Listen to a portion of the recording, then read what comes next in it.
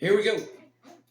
Through the door into the back of the hospital area, and lady says, "Go say hi to that lady over there." So let's get it started.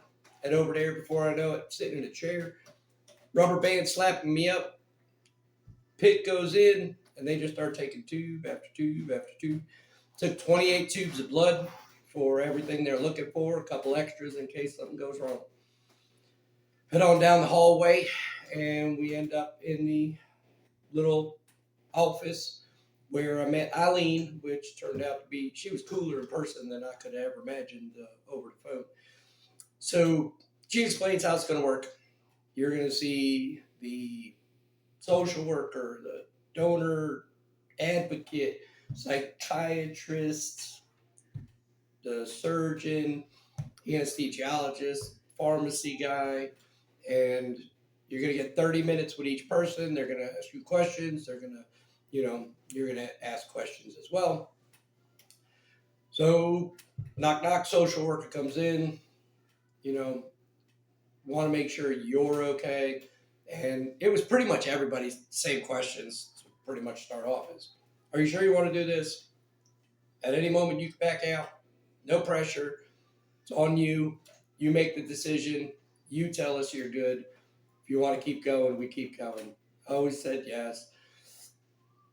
So social worker wants to make sure that you have somebody to care for you after. That is after care. Make sure somebody's going to be there. Your medication, your food, your clothes, shower, stuff like that. You need to have somebody that's going to be with you immediately after surgery until you get re-eval after surgery.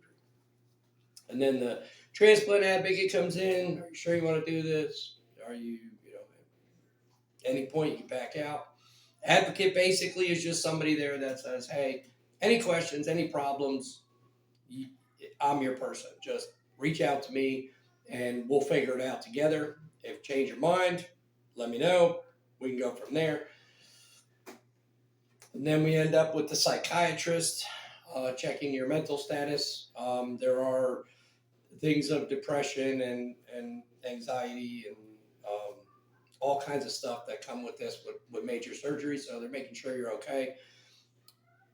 The psychiatrist went a little longer. She wanted to know why, how it came to pass, drug and alcohol abuse in the past, where I was at with that, and just trying to make sure that the mental side of this was going to be okay. Hepatologist, hey, we're going to look at, this part of the liver, scan that, this is what we're looking for. The transplant surgeon, I don't know if he was trying to scare me, but he came in and he was real quick. Same thing. You sure you want to do this? At any moment, you can back out. No pressure. This is on you, and this is what's going to happen. And he pushed me back in the chair, and he just started going to town. He's like, I'm going to cut you from here to here. I'm going to open you up, slide a little car jack up in there, and we're going to pull your ribs up, cut your gallbladder out, dissect the piece of the liver that, we're taking from you, tighten everything up that goes through that liver, and make sure that you're sealed up, close you back up, and then send you back out. There was one part that kind of I wasn't too thrilled with, but if that's the worst part about it, then it is. You get the tracheotomy thing down the throat, and that don't come out until you wake up. So I'm not looking forward to having that thing dragged out of my throat for some reason, probably making it worse in my head. And you'll see anesthesiologist. This is what we use. This is how long you're going to be out. If this changes anything in you and you want to back out, at any point you can. Pharmacy kid comes in. You're going to be on this medication, this stuff here. This is for how long you are. Are you allergic to anything? What I can tell you is this is the point where you have the specialist in front of you to ask any of the questions that you have, any of the fears, any of the doubts, concerns, anything that might be in the back of your head that you're like, oh, I wonder. That now's the time to do it. So fire away. Ask the questions. They take their time with you. If they're doing it right, it was about 4-5 hours. Got a little lunch in between. But it's very important that you make sure you get your questions asked. Very important that you stay honest to the questions they're asking. Don't feel bad if you have to stop them.